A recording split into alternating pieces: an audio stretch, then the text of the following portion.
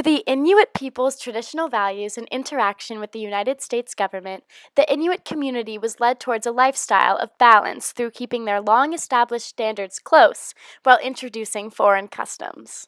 The Inuits, or the people, are indigenous inhabitants of the North American Arctic, northern Alaska, and Greenland, although they used to be called Eskimos, which came from a Native American word for eater of raw meat.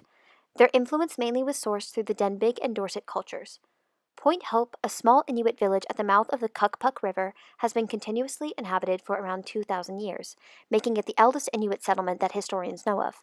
The population was in likelihood larger than that of the modern village of Point Hope, with an average of 2,000 inhabitants. Their influence of the two cultures resulted in hunting of sea and land animals such as seals, walruses, caribou, and whales, with aid from tools like harpoons and sleds. The Inuit spent part of the year as nomads on the hunt for food, and the other half of the year at a grounded, semi-permanent camp until the next hunting season came along.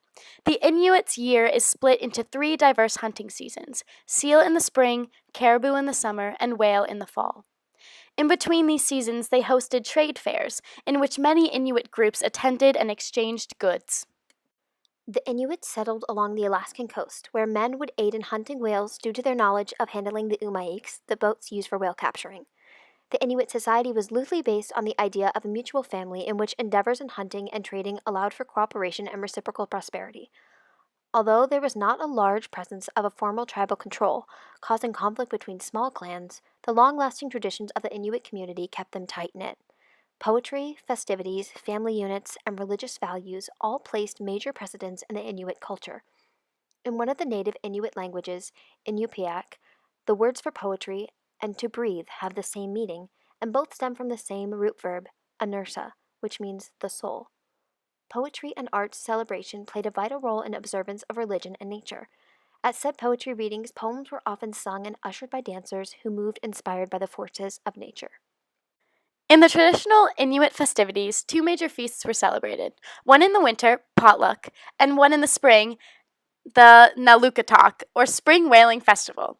An invitation to potluck would be sent by a messenger traveling to neighboring towns, and that would be seen as a sign on wealth and prosperity, typically resulting in a wish for continued or improved trading relations with the community in question. The Spring Whaling Feast was celebrated as a spring Thanksgiving to appease the spirits of killed whales and to hope for good fortune in the next hunting season.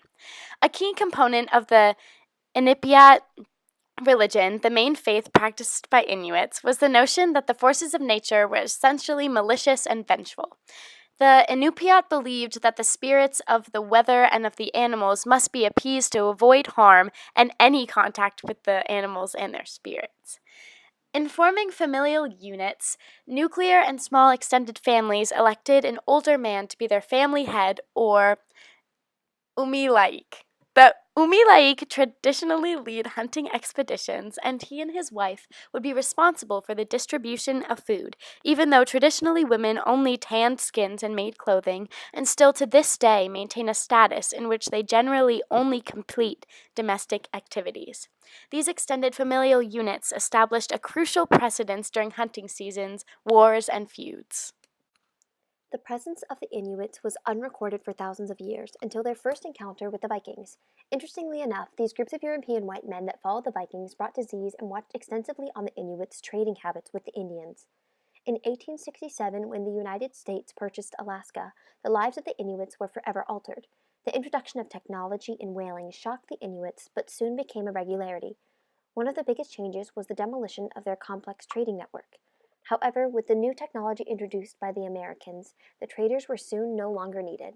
Although the adjustments were being made to influence and aid the Inuits, the introduction of alcohol and disease created disastrous situations for the Inuits. Flu in 1900 caused 200 Inuits to pass in Point Barrow, with 100 more in the following year to measles, as well as 12% of Point Hope's population dying in just 1 year. When the Cold War began, income for the Inuits increased due to native artwork, and more jobs were opening up to Inuit natives. In the 1950s, construction chains hired Inuits, and many more were employed after. When Alaska became the 49th state of the United States, the Inuits received citizenship, and therefore were all granted the privileges for a U.S. citizen. However, the balance between their traditional culture and modern technology has been a constant struggle. For example, the use of snowmobiles are replacing hunting tools like the umiaks. However, they still manage to revive their biggest holidays and restore some of their oldest dance traditions, like the Northern Lights dancers. Legislative and conventional ways of maintaining their lifestyle has been created. In 1978, the lifestyle of the Inuits has been granted priority, and both the U.S. government and the Inuit people have their lifestyle legally protected. In Alaska and Inuit communities, a 1939 Supreme Court decision brought the Inuit within the meaning of Indians, therefore recognizing a special federal relation in regards to the Inuit. As with on reserve registered Indians, the federal government provides a number of programs and services to Inuit communities, furthermore, strengthening their kinship with the government and aiding in their community's success. Additionally, education maintained strength when given aid by the settlers. Many Inuit words such as kayak, husky, igloo, and parka have become common in English and furthermore other language of the world. Although Inuits have spread their language influence, their education still remains to be a great problem.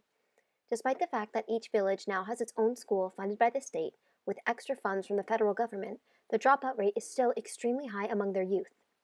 In 1965, there was a 30% dropout rate in grade school, with an increase of 50 to 80% dropout rate in high schoolers, and furthermore 97% dropout rate for college. In 1975, the U.S. government revitalized the idea of teaching in Inuit languages as opposed to English due to the fact that the majority of Inuit under age 15 are minimally literate in English, and dropout rates decreased greatly. Without the help of the government, the educational systems in Inuit communities would have never been employed nor improved. Without granting balance between the U.S. government and the Inuit settlers, their traditions and growth as a community would have never been able to flourish and maintain prosperity.